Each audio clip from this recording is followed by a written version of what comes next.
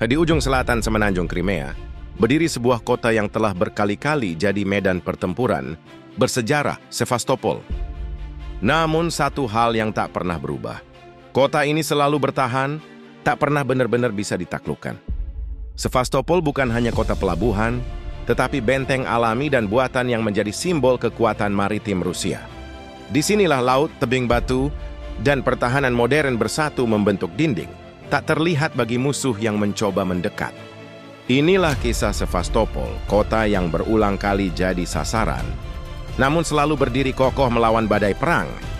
Pertahanan Sevastopol sudah legendaris sejak era Kekaisaran Rusia, kala pasukan Eropa mencoba merebutnya dalam Perang Crimea, abad ke-19. Tahun 1854, koalisi Inggris, Prancis, dan Ottoman mengepung kota ini selama hampir setahun penuh. Namun walau kalah jumlah dan persenjataan, pasukan dan rakyat Sevastopol bertahan dengan keberanian luar biasa. Satu abad kemudian, Perang Dunia II kembali menjadikan Sevastopol sasaran serangan Jerman Nazi. Pertahanan kota ini begitu tangguh hingga Adolf Hitler sendiri memerintahkan pengepungan besar-besaran yang memakan waktu berbulan-bulan.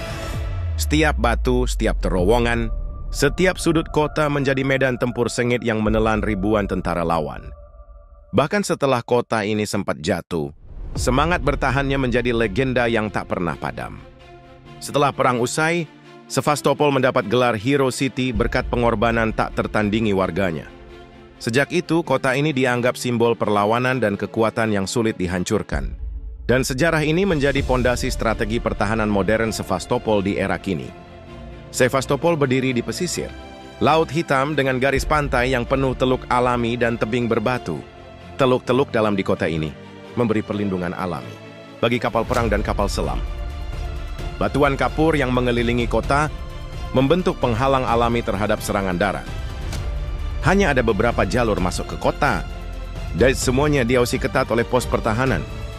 Posisi geografisnya memungkinkan pengawasan penuh terhadap pergerakan kapal musuh di Laut Hitam. Pangkalan-pangkalan artileri, pantai ditempatkan di titik-titik tertinggi untuk cakupan tembakan maksimal.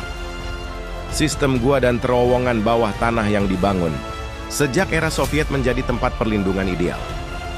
Dengan kondisi alam ini, Sevastopol ibarat benteng yang berdiri di atas laut, hampir mustahil diserbu langsung. Musuh yang ingin menyerang dari laut harus menghadapi badai artileri dan torpedo yang siap menanti. Inilah perisai pertama yang membuat Sevastopol sulit ditaklukkan sepanjang sejarah. Sevastopol adalah rumah bagi armada Laut Hitam Rusia, salah satu kekuatan laut paling berpengaruh di kawasan. Kapal penjelajah, fregat, kapal selam, dan kapal pendarat selalu siaga di teluk kota ini. Sistem pertahanan pesisir dipenuhi. Rudal anti kapal seperti Bastion P yang mampu menghantam kapal lawan hingga ratusan kilometer.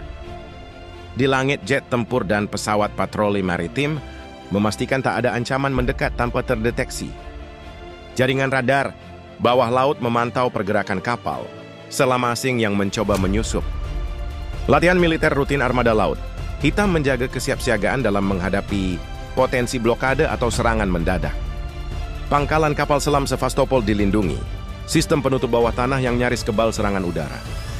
Dengan armada ini, kota ini tak hanya bertahan, tapi juga siap menyerang balik siapapun yang berani mendekat. Musuh paham, satu langkah salah di Laut Hitam bisa memicu respons kilat dari armada Sevastopol. Inilah alasan mengapa kota ini jarang disentuh langsung oleh operasi militer lawan. Selain laut, langit Sevastopol dilindungi payung pertahanan udara berlapis-lapis. S-Parals Triumph menjadi tulang punggung, mampu menembak jatuh pesawat dan rudal lawan dari jarak ratusan kilometer. Sistem Pansir S-1 menjaga lapisan jarak pendek, siap menghadang drone dan rudal presisi. Kombinasi radar canggih dan jaringan komando memungkinkan deteksi ancaman dalam hitungan detik. Rudal jelajah kaliber yang ditempatkan di pangkalan darat menambah kemampuan serangan balik strategis. Seluruh sistem ini terintegrasi, menciptakan zona larangan terbang bagi musuh yang mencoba mendekat. Serangan udara terhadap Sevastopol dianggap bunuh diri karena probabilitas keberhasilan hampir nol. Latihan rutin pertahanan, udara memastikan respons cepat terhadap setiap peluncuran rudal lawan. Dengan jaringan ini, langit Sevastopol praktis menjadi benteng tak terlihat. Siapapun yang ingin menaklukkan kota ini harus melewati pertahanan udara berlapis yang mematikan. Sevastopol memiliki jaringan bunker, bawah tanah yang mampu menampung ribuan warga sipil saat perang. Pelabuhan militer dilindungi struktur beton super tebal yang tahan ledakan besar.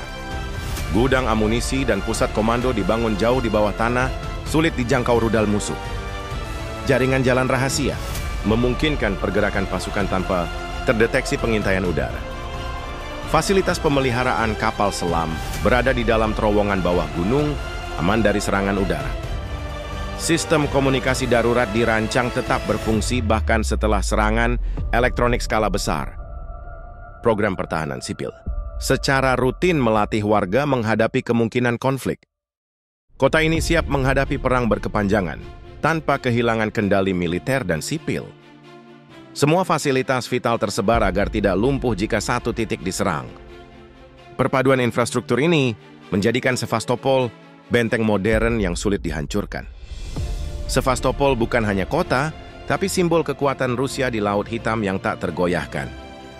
Kota ini menjadi jantung pertahanan selatan Rusia, memastikan musuh berpikir 1000 kali sebelum menyerang. Setiap kali ada ketegangan geopolitik, Sevastopol berdiri sebagai pengingat bahwa laut ini bukan wilayah bebas bagi lawan. Benteng ini bukan hanya untuk perang, tetapi juga menjaga keseimbangan dan stabilitas kawasan. Sevastopol adalah kota yang tak bisa ditaklukkan, bukan hanya karena temboknya, tetapi karena semangat dan strategi yang menjaganya.